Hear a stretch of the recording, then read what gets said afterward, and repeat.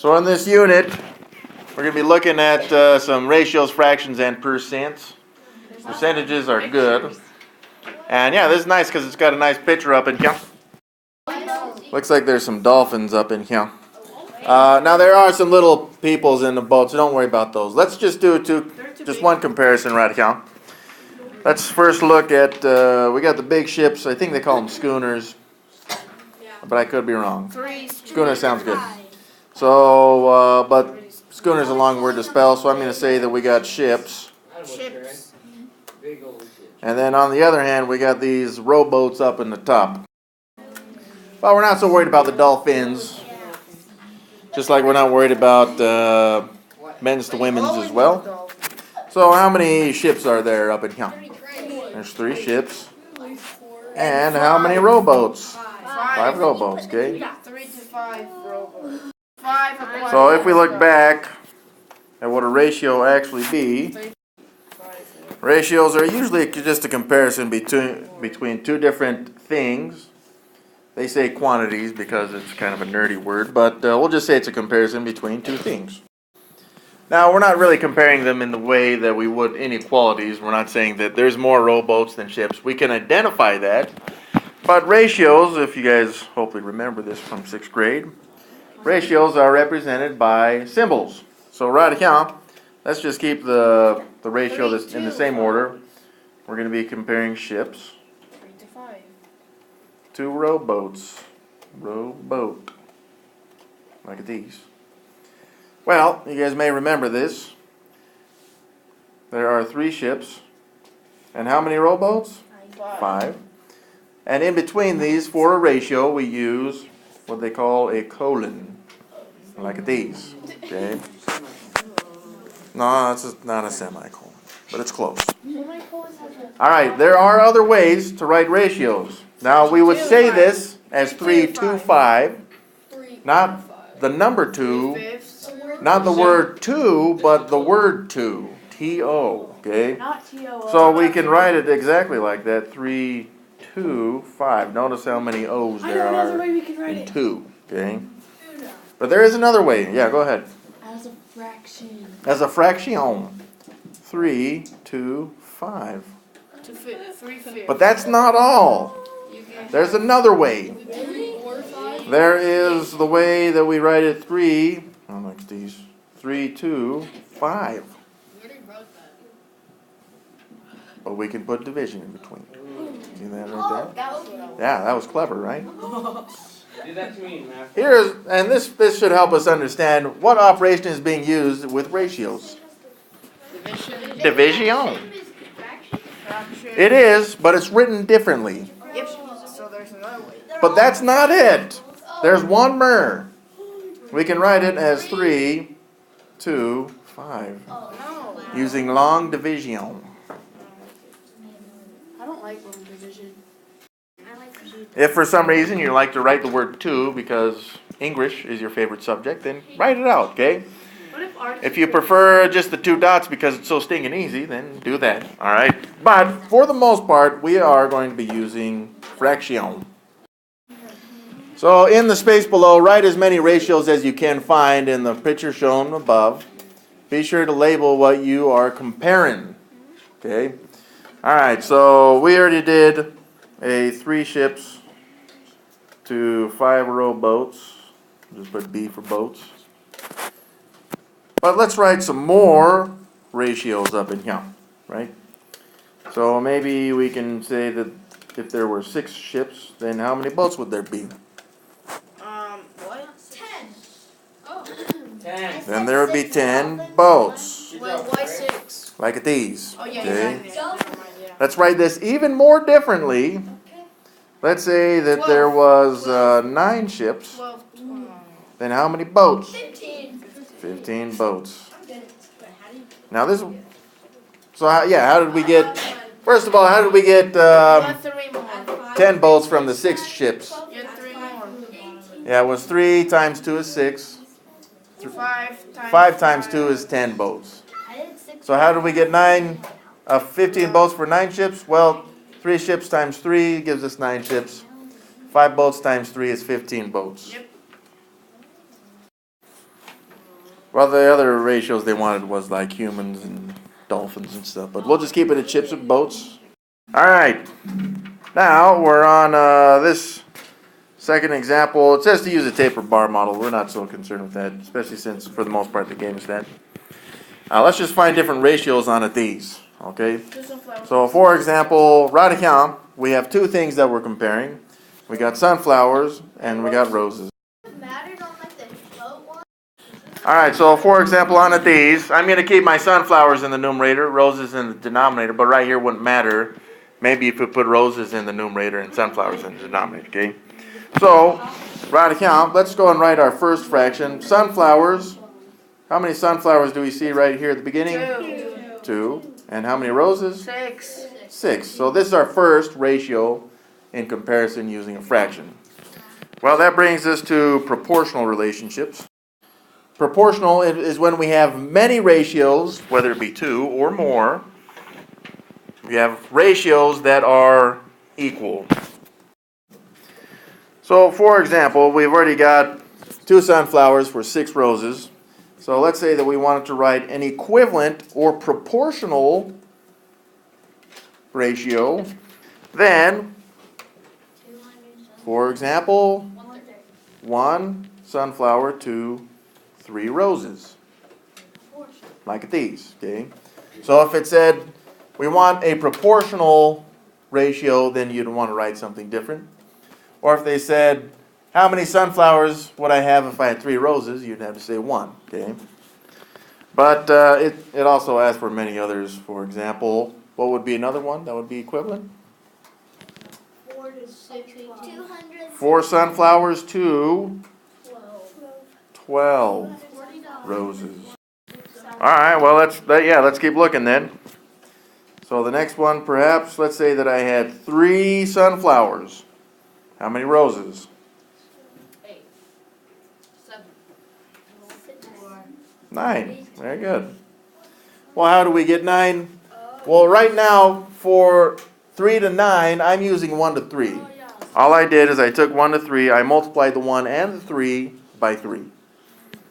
So, for example, let's say that maybe down here, I had 18, no, not 18, that's a bad one.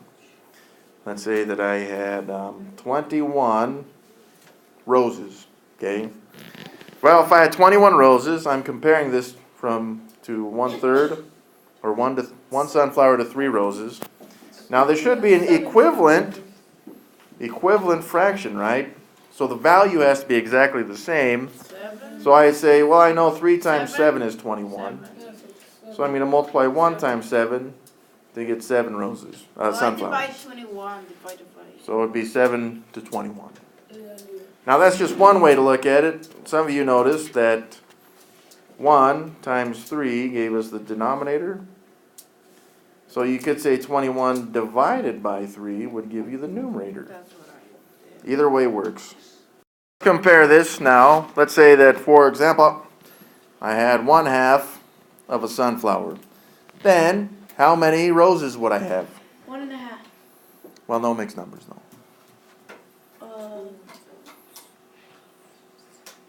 I'd have 3 halves of a rose, okay? Because what did we do? We just took the 1/3, right? We had the 1/3, Times it times 3. and we divided both by 3, 2. By. Divided both by 2 to get 1/2 and 3 halves. So if I had 1/2 of a sunflower, I'd have 3 halves roses. Why do we have half of roses and sunflowers? I don't know, but you can cut them in half. That sounds good. You just probably wouldn't sell them in terms of halves, because when we see that, we usually don't buy them at the store.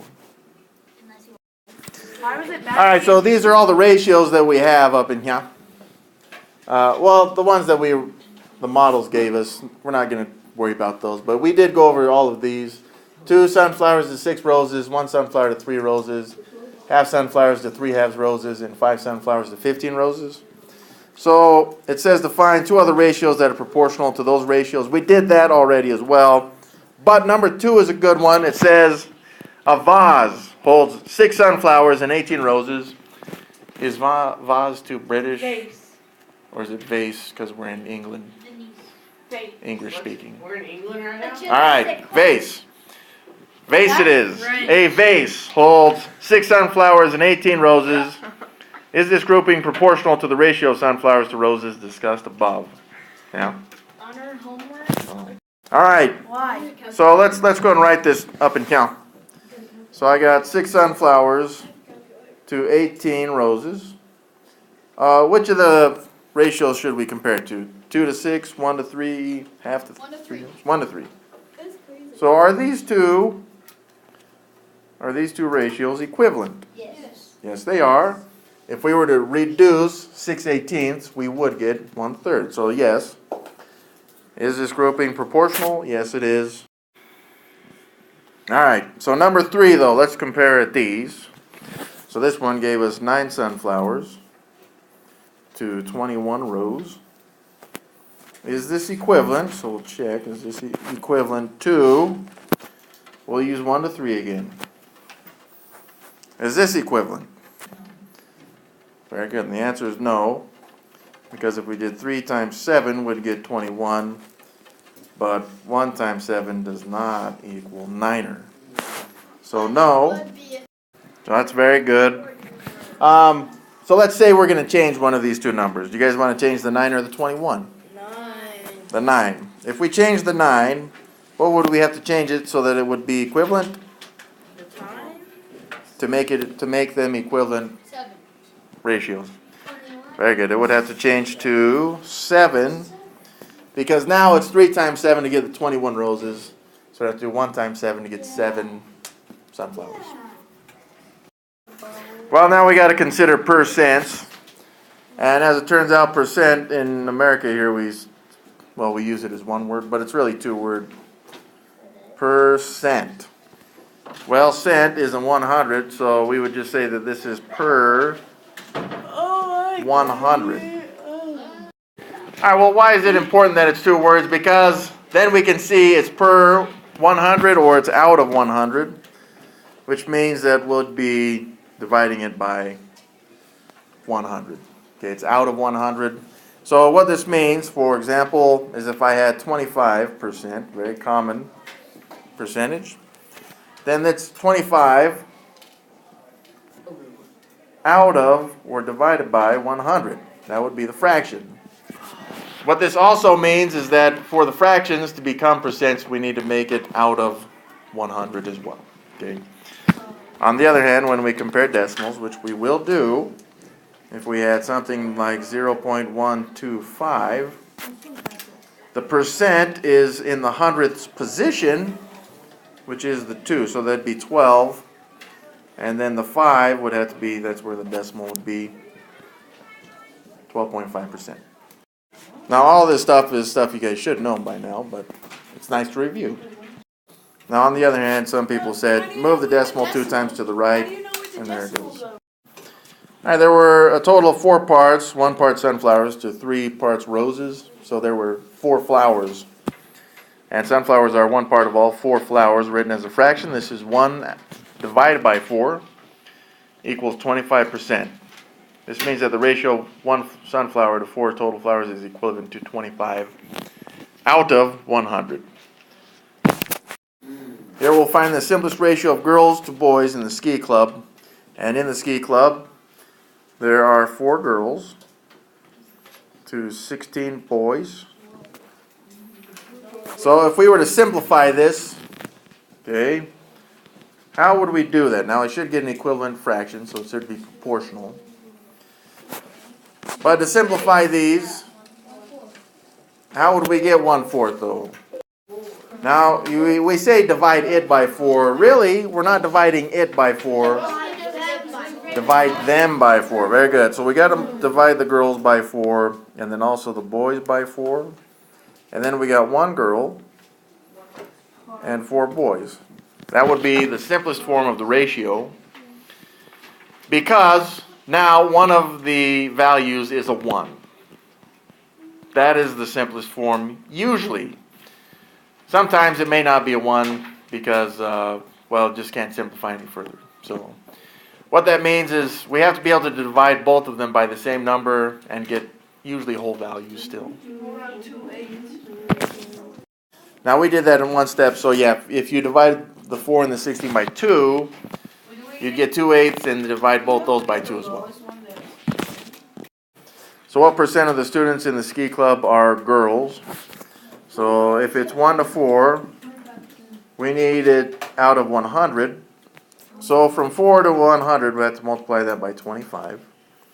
So we'll multiply the 1 by 25, and we get 25 out of a 100, which, again, that's 100ths, or out of 100.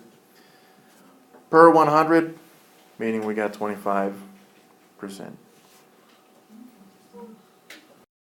All right, well, see, if there's 2 girls, then how many boys would there be? 8. Well, now this has to be equivalent, though, to, I guess we'll use 1/4, 1 girl, to 4 boys. One more. So, yeah, we could take the 4 and multiply it by 2 to get the 8. 2. Or you can take the 2 and multiply it by 4 to get the 8, right? Because the 1 times 4 gives us 4 as well. All right, it says to find another equivalent ratio. We're not worried about the model. So we've already used 4 girls to 16 boys. We've used 1 girl to 4 boys. And 2 girls to 8 boys. So what would be another equivalent ratio? Yeah? 8 to 32. Very good. I guess we already did use 25 to 100. So what's another one? One more.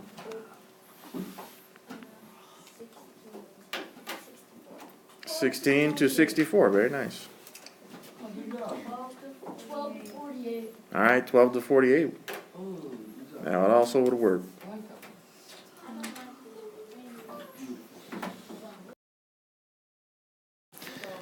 In the drama club, there are 3 girls and 14 boys. Is the ratio of girls to boys in the drama club the same as the ratio of girls to boys in the ski club? Well, we'd have to check, right? So it should be 1 to 4. And then we're comparing this, trying to see if it's equal to 3 to 14. Well, how do we compare these? Well, you take the 1 times the 3 to get the 3 there. That's a pretty easy one. But 4 times 3 does not equal 14. So no, this is not proportional, it's not equivalent, it's not the same. There we go. Just out of curiosity, what value would make that correct if we had 3 girls? Yeah, it would be 12. 12 boys. A cat has given birth to a litter of kittens. Not kitten litters, okay? There are 3 black cats and 6 striped cats. Use a model to find the simplest ratio of black cats to striped cats. So in our fraction, we'll have black cats For every 1 to the striped. black cat, there's 3 striped cats. Well, we know that there's 3 black cats That's right. 1 over. and 6 striped cats. Alright, so simplest ratio means that when we divide these, we can divide them by the same number and still get whole values on these. Well, it looks like both these are divisible by 3, so I'm going to divide both of these by 3. Now I still got black cats in the numerator and then striped ones in the denominator.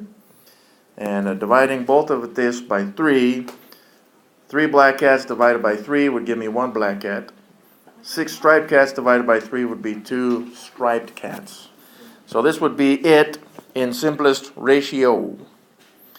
Now we just need 3 other equivalent ratio. So what do you guys think? What else would be equivalent? Yes? 300 to 600. 300 to 600. That is correct. There we go. Can someone give us another? Wait, isn't that Yes? 30 to 60? 30 to 60. 3 to 6. We already did 3 to 6. Oh, yeah, sorry. Yes? 6 to 12. 6 to 12. That one's different. Very nice. What if 12 to I had 18 striped cats? Then how many black cats would I have? Yes? Niner. What if I had 37 black cats? Then how many striped? close. How many? 74. 74. Very good. So, not only did we do 3 equivalent ratios, but we did many more. What fractions of the kittens are striped? Now we got to be careful on these. Up in here, how many of them are striped? 6 of them are striped. How many kittens were there? 9. So there would be 6/9. Kittens are striped, but we should simplify these. So both of these are divisible by 3, so we'll divide both by 3. And we would get 2/3. Now I'm okay with either of these, even though the 6/9 is not simplified because it just asked for the fraction of kittens are striped. It didn't tell us that we needed to simplify. What percentage of kittens in the litter are black? Well, we still have the same number of kittens. There's 9 total kittens. But now, 3 of them is black. All right. Well, this one will be extremely difficult to figure out what I got to multiply 100 by. Multiply 9 by to get 100. But, once again, if we do 100 divided by 9, then we will know what to multiply the 3 by. So, up and count. That would be 1, 11.1 repeating. So I'm going to multiply the 3 by 11.1 repeating. And what does I get? 33.3 repeating. Now that's out of 100, so that would be the percent, 33.3 repeating percent. Is the percentage of kitties in the litter that are black a part-to-part or part-to-whole ratio? Well, we're considering black, the kittens that are black, to the kittens. So the ones that were black are just part of the ratio to the number of kittens, which is a whole value. So it'd be part to whole ratio. There are 16 girls and 12 boys in Miss Garcia's class. What is the simplest ratio of girls to boys in Miss Garcia's class? Well, we know that there are 16 girls to 12 boys. So girls to boys. But we want to simplify these. So what would we multiply both of this by? Yes? Yeah, divide by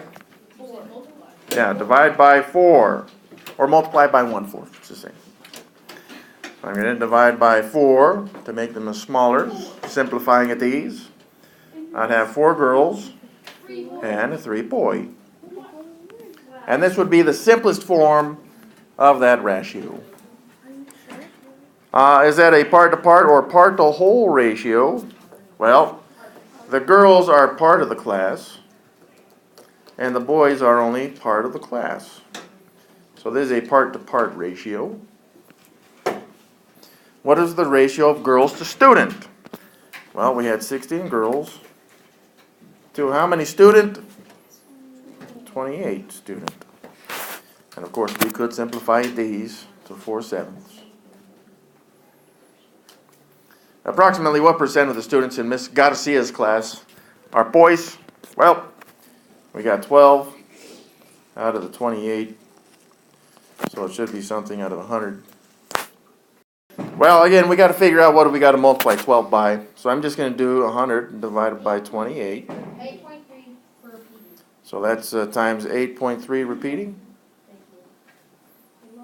Round this to the nearest tenth, and I got 42.9er. It's actually 0.857142886, but I just rounded it.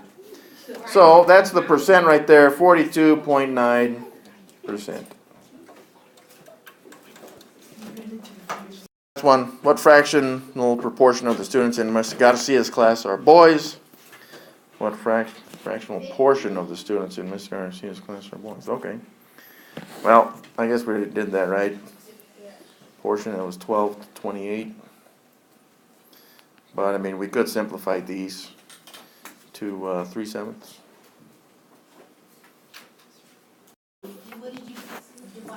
Yeah, I divided the 12 and the 28 by 4. Yep. Yeah, 28 and 12 are divisible by 4. Is the fractional proportion of the students in Miss Garcia's class that are boys a part-to-part or a part-to-whole ratio? So it was a portion of the students. So the boys are part of the class, and the students are the whole class. So it's a part-to-whole ratio. Suppose Miss Garcia had a huge class of 63 students at the same ratio as above. How many students would you expect to be boys and girls? Well, before we had, so there were 12 boys and 28 students. But now we want to know how many boys for 63 students. So we got to figure out what we need to multiply the 28 by. However, we can compare this to the simplified fraction, which may be a little bit easier, which was 3 to 7. Well, that's a little bit easier because we know 7 times 9 is a 63.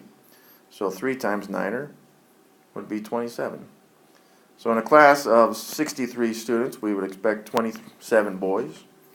Now for the girls, we could use the ratios if we want, but we could use good old-fashioned subtraction. We got 63 students, subtract the 27 boys. And we got a 6 borrow from a these.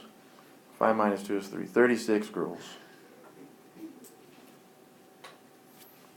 Bam. In Mr. Lloyd's class, there are 10 girls and 12 boys. Is the ratio of girls to boys the same as Miss Garcia's class? No, because Garcia's class had more girls than boys. Now we have less girls than boys. So automatically there could not be the same ratio. All right. 4. It takes you 3 hours to read 69 pages in your novel. Create a model. We're not going to worry about the model part of these. We just want to figure out how many pages per hour we can read. Well, what two things are we comparing on these? Hours and pages. So which one do you want in the numerator? The pages. Pages. All right, so we're going to do pages. Pages to the hour. So, in this one, we got pages and we got hours. And we can see that it's 69 pages for every 3 hours. But what the question is saying is, how many pages can you read per hour? That's 1 hour. So how do we solve with these for the number of page? Well, to get the 1 hour would take the 3 and divide it by 3 to get 1. So the 69er we're going to have to divide by 3 as well. And that would be 13 pages every 1 hour. 23, that's better. Wait, why are you dividing? I like time. If you maintain the same rate, how many pages will be read in 9 hours? Very good, but let's look at the setup right now. So, you guys want to use the 69 pages for 3 hours or the 23 pages for 1 hour? Doesn't matter. Yeah, let's do that then. 23 pages in 1 hour. But what we want to figure out is how many pages in 9 hours. So how do we get the answer for these? Yes? Yeah. You multiply both sides by 9. Very good. Multiply both of these by a 9er. And 1 times 9 is 9. So 23 times 9er, what was it, 407? Yeah. 207. Okay, that's good. 207 is good as well. So in 9 hours, you'd expect to read 207 pages. How many pages would we expect to read in 2 hours? Same idea, 23 pages in 1 hour. And we want to know how many pages in 2 hours. So how do we do it? How would we do it? Well, Yes? the answer is 46. The answer is 46. How do we get 46? Do 1 times 2 and then 23. Very good. 1 times 2 is 2 hours. 23 times 2 is 46 pages. Bam.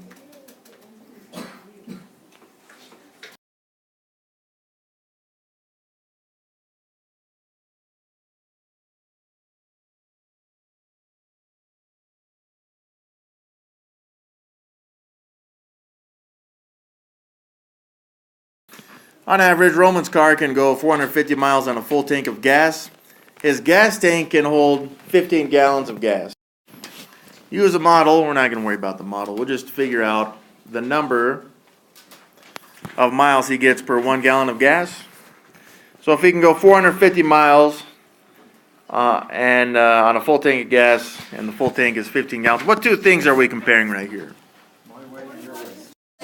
We're going to be comparing miles to the gallons of gas.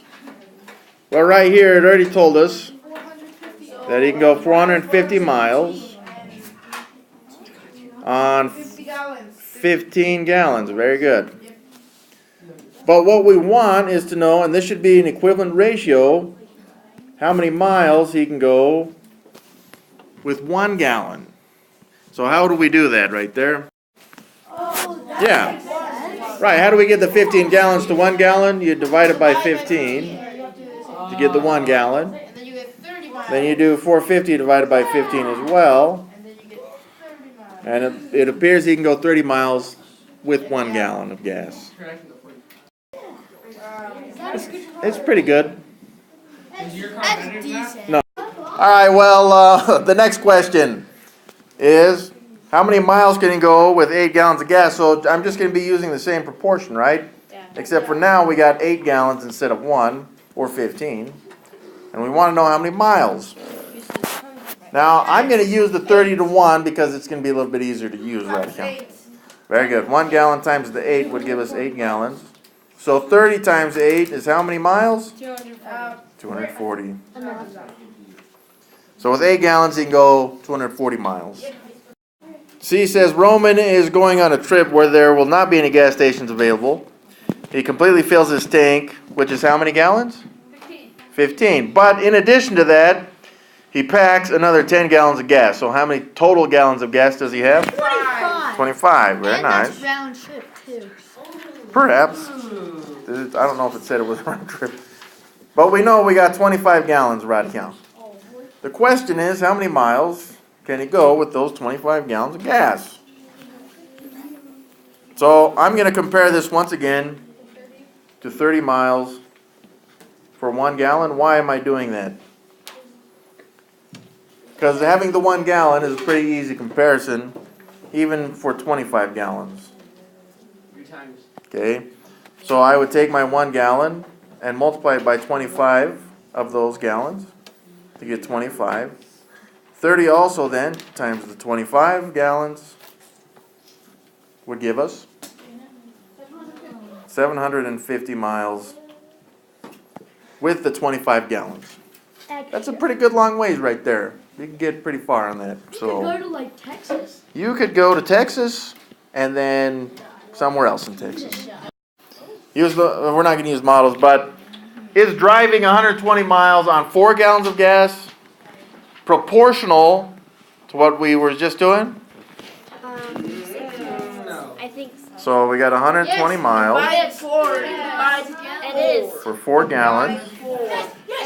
Let me just ask you this. What should it equal? 1 gallon. Yes, it is.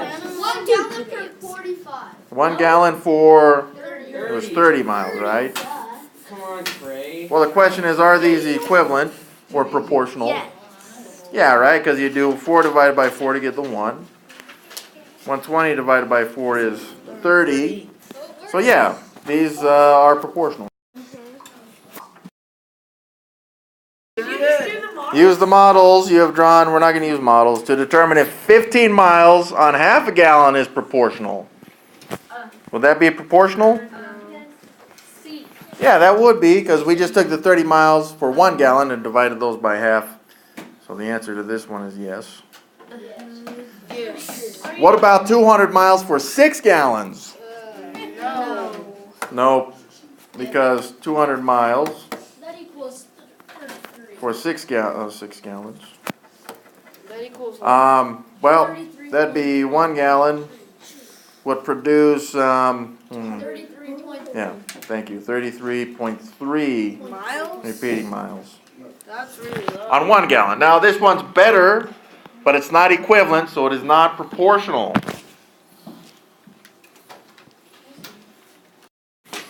Ratios have associated rates that compare the way the two quantities change. Those are just equivalent ratios like proportions, which we've done. We can show this change in a model and in a table, which we will do. So use a model to determine how much money per hour you make if you make $42.30 in 5 hours. So here are the models. Right here. We've got one bar with 42.30 and then the other bar with 5 hours. They're the same size. So what we would need to do is divide these into 5 equal sections. So 1, 2, 3. Well, that's not equivalent, but and they did that for us right here. Well, if each of these represents 1 hour, then we would divide the 42.30 by 5 to get how much money would be for 1 hour. So it's $8.46. Now we can use the same idea to scale this up or down. Like in part B, how much would you make if you work for 10 hours? Well, yeah, we look at the old one. That bar was for 5 hours. Now if we just double that size, then we got 10 hours and you would make $84.60. Well, what about the model for 3 hours? Well, now up here, if we compare it to this one at the top, we're just going to take off 2 of these hours to show how much we would make in 3 hours. When we add this 846, 846, 846, we should get $25.38. So in 3 hours, you'll make $25.38.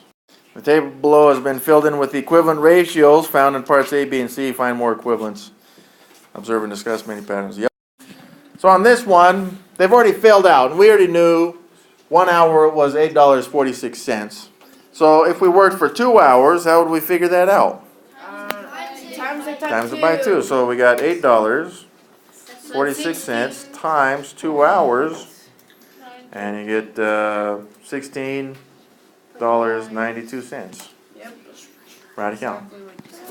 Well, if I work for 4 hours, same concept. We're going to take the $8.42 and multiply it by 4. And then we got $33 and No, it's actually 8.46. 84 cents. No, you did it wrong. There we go. 846 times 4 equals 33.84. That should still be good though. 67 points. All right, now we can use that unit rate or that rate every time. 1 hour for $8.46. But since these are all proportional, for the 8 hours, I could take the 4 hours, which was $33.84. And I could say, well, I'd have 2 of those 4 hours. And that would give me this answer right here. So yeah, now for 8 hours, we got $67.68. And we should get the same answer if we took the $8.46 and multiplied it by 8 hours. I'm just showing you guys a little different way to think about it, look at it, whichever way helps you. All right, so this last one, yeah, some of you guys got to figure it out. It's 11. The question is, how do we figure it out? So then the question is, why do we divide by $8.46? A little bit more specific on that, yeah. Because those are the only numbers that you know that. Okay, kind of. We can add to that. Yeah? Because that's the amount of the dollar? Yeah, a little bit more specific, yes. Because that's the way you get the answer. Okay, so here's why. It's because this is $8.40 for 1 hour. And if we divide it by that rate, then we will get how much it would be for, or how many hours it would be for that amount of money. Okay. So, as you guys have found already, the answer to that was 15 hours, right? This table is a collection of equivalent ratios, which is why we're able to multiply these by 4 and 2 and divide by 846. Recall when you have a collection of pairs of values in equivalent ratios, this is a proportional relationship, okay? A proportional relationship is defined by a constant number that associates the quantities in a proportional relationship. This number is called the constant of proportionality. So the constant of proportionality on this one was, see how we were multiplying these all by 846 or dividing by 846? That makes it the constant of proportionality. Well, where did it come from? It came from the 1 hours. Okay? So the constant of proportionality for that one was 846. So you remember the one with Roman and his car? What would his constant of proportionality be? 30 over 1. Other way around. 30 over 1. Yeah, his was 30 over 1. 30 miles for 1 gallon. The constant of proportionality is usually where one of the values is 1 or where we've simplified the fraction as far as we can go. Alright? So the constant of proportionality, that was Romans. So what about, remember the skiing one? What was the constant of proportionality there? Different. 1/4. 1/4? Very good, yeah. 1 girl to 4 boys. Now, on the other hand, you could say it was 4 boys to 1 girl. Depends on how you're comparing them, all right? So in the example above, the proportional constant is $8.46 because you multiply the number of hours by 846 to obtain the number of dollars. And then we also divided the dollars to figure out the hours as well. It is found by relating the two quantities with the quotient dollars divided by hours. It can be expressed as a rate by saying that you make money at a rate of $8.46 per hour. You can see the proportional constant in the table. So, for example, your family reunion, you are in charge of planning a day at the lake. You want to choose a kayak rental shop near the lake, but you're not sure how many kayaks you'll need or how long you'll need them. You call around to get some prices and find 2 shops, Paddle Paradise and Floating Oasis, close to the lake. Both shops will charge you for the exact amount of time you have the kayaks using a constant rate. Below are the rates each shop quoted you. Paddle Paradise is $92.50 ever 5 hours. Floating Oasis, $38 ever 2 hours. Draw a model for each kayak shop rate. We're not worried about the models, but we are going to fill in the tables. So using those, let's go and look at Paddle Paradise first. So if I wanted to figure out how much dollars it would cost to have the kayak for 1 hour, what would I do? Yeah. 92.50 by 5. Very good. See, because this is the 5 hours divided by 5 to 1 hours. So yeah, we'll do the same thing with the dollars, 92.50 divided by 5. And we get $18.50? $18.50 for 1 hour. So what's our proportional constant on this one? 18.5. 18.50, very good. So if I wanted to figure out how many dollars it would cost for 10 hours, I'm going to use my proportional constant, 18.50, and I'm going to multiply it by the 10 hours, which would be $185. Bam. Now that was for dollars. If I want the hours, I'm going to take the amount of dollars, 370, and I'm going to divide it by my proportional constant, 1850. And we can see that would be how many hours could I rent them for? 8. It appears to be 20 hours. Well, what if I wanted to rent it for 100 hours? Well, then I got my 1850, my proportional constant, for 100 hours. And I should get $1,850 for 100 hours. Well, why is this important? Because now if we wanted to rent 10 kayaks, how many hours could I rent them for? For $1,850. 100 hours. Well, that's 100 hours total, but if I'm renting 10 kayaks, 185. 10 hours. it'd be 10 hours, Yeah. right? Which would give us a total of 100 hours that we've rented for all 10 kayaks. So it'd be a total of $1,850.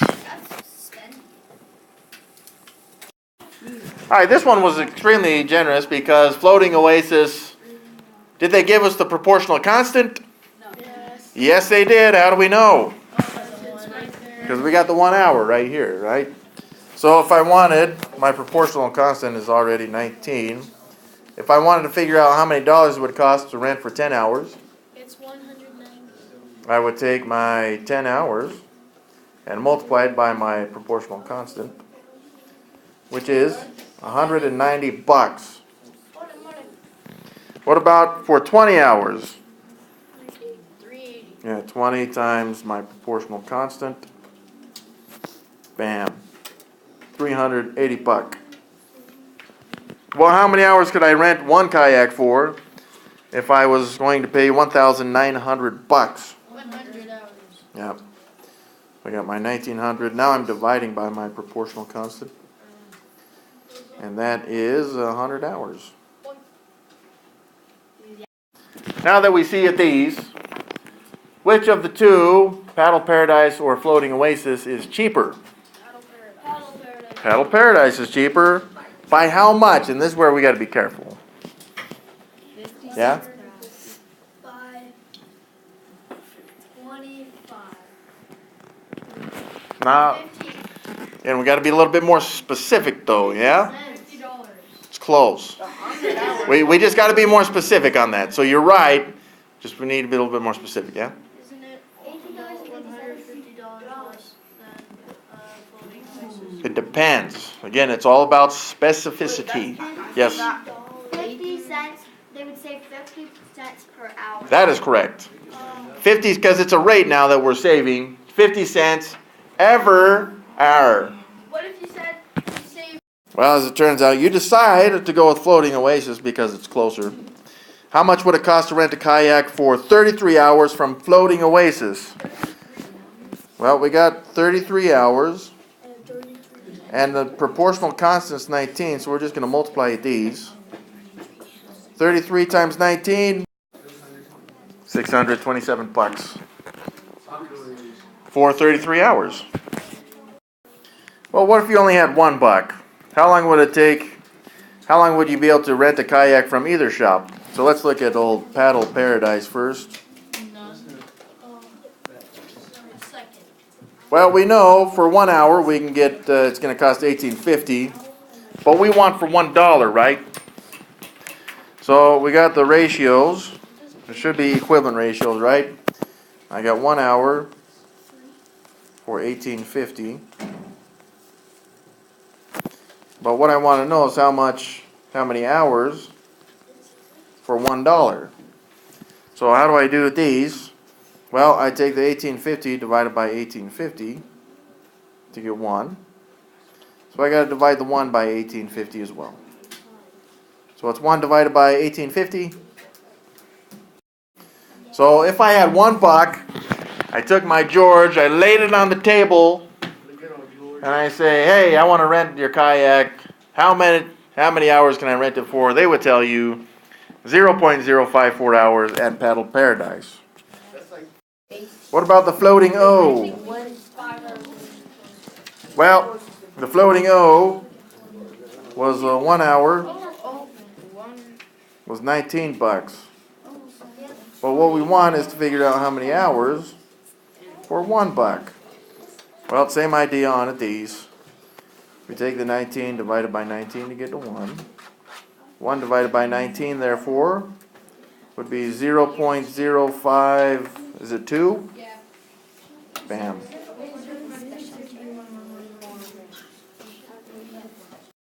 If you budget $150 for kayaks, how long would you be able to kayak from either shop? Well, let's look at Paddle Paradise first. Well, you got $150, For 100 hours. and then we're going to divide it by the proportional constant, $18.50. And Paddle Paradise would be for how many hours? So I'm going to round it to the hundredths, 8.11 hours. But that's just Paddle Paradise. What about Floating O? Well, this one is going to be 150 divided by 19. What is that one? Bam, 7.89 hours. That's if you had $150. A hiker backpacking through the mountains walks at a constant rate below is the table with how many miles she walked and the time it took. Alright, so here's the full table. 8 hours, 24 miles, 2 hours, 6 miles, a third of an hour, 1 mile, and then 1 hour was 3 miles. So the proportional constant on this one would be the rate where we have 1 hour. 3 miles for every 1 hour. So that's our proportional constant. Let's look at some other equivalent ratios though. And we can write them in terms of hours to miles, because it doesn't matter right now. Although eventually it will. So it still should be miles and hours up and down. So someone give me an equivalent ratio. Oh, 5 and 10. 5 hours, but it wouldn't be 10 miles. 2 miles. 15 miles, very good. Whatever, I was close. But it said it wanted more equivalent ratios, so we're still looking at hours and miles. Someone give me another. We already did 1 to 3. It's in the table. 4 to 6. So we'll skip that one. Yes. All right, 300 to 900 would work. What about another one? Let's do one more. What would be another one? Yes.